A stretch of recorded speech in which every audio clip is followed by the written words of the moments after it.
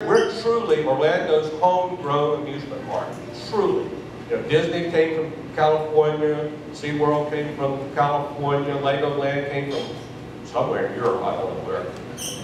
So Fun Spot truly is America's homegrown amusement park. So that's how it goes. Some of the stories I want to go back, and I truly feel we've been blessed. And God has just smiled on us and blessed us and given us special favor in our success here. And so I want to give him credit for that too. But some of the history. I graduated high school and let's see where we are on this. Okay, yeah. I graduated high school in 1967. I worked up at Little 500 in Maitland. Up there. And I was working just like these guys here. We're working on, when I say I worked the front line, you know, I went out there, we charged 50 cents for a go-kart ride back then. But I worked the line for about 3 or 4 years, you know, deciding worked my way through college. 1975, I left there. I went up to Ocean City, Maryland.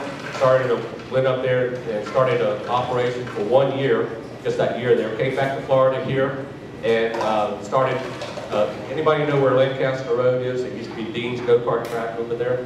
And I bought that from Dean, and we started running that. I tried to get out of the amusement business. I opened a lawnmower shop there called Little Bill's, and did pretty good at it. Became like the second biggest lawnmower shop in Orlando within about 3 or 4 years. But it was a lot easier to make money in amusements than it was in lawnmowers. So we went back into the amusement business. 1979, we came to International Drive. Being up in Ocean City, Maryland, I saw what the tourists, how they spent money, and how they spent money a lot freer than the locals did. So we wanted to go into the tourist sector here. So we came up here and bought a 5-acre parcel down at the corner of Sand Lake Road and International Drive. And we built Fun and Wheels amusement park there. It took 3 years there before we broke $1 million in gross sales. I've never done that much money in amusements before, so we knew we were on the right path in what we wanted to do. So I sold out. Well, no, I didn't. I went up to Simi, Florida, and started another go-kart track up there called Fun and Wheels. It's not on the timeline here, but we started that in 1988. I got cold feet back then, and I sold out to Robert Earl.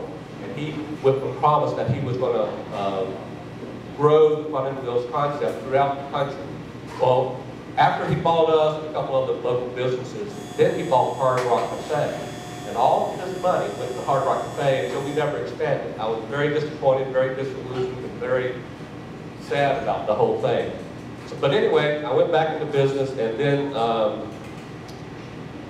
this jumps a lot right in this area here, but we weren't idle. How's that? In 1991, we went up to Myrtle Beach in Ocean City, Maryland, and had different operations going on up there. 1997, we bought the 5-acre. Well, actually, it was 1996 when we bought the acreage back here and started building. And did I do that? Okay. But anyway, this is what it looked like. How do I stop that, Robert? Okay. But anyway, this is the video. This is what it looked like. This is the 5 acres right here. This is the ditch going all the way around it here that we used effectively when we did our multi-level tracks, that we went into the ditches and everything else. This is the 10 acres that we're sitting on now, which goes all the way up here. So anyway, let's see if I can play this video.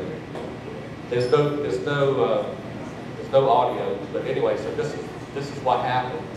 This is way back in the early years. I can hear it.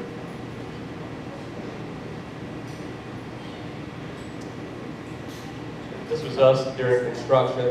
That was me over there. But anyway, in 2000, we built this in 1997, and in 2004 we bought a property down in Kissimmee that was Sky Coaster. That's done very well. In 2012, we were elected as the #1 FEC in the world, which is quite an honor by IAAPA. IAAPA is our convention. It's International Association of Amusement Parks and Attractions. It's the convention for our industry.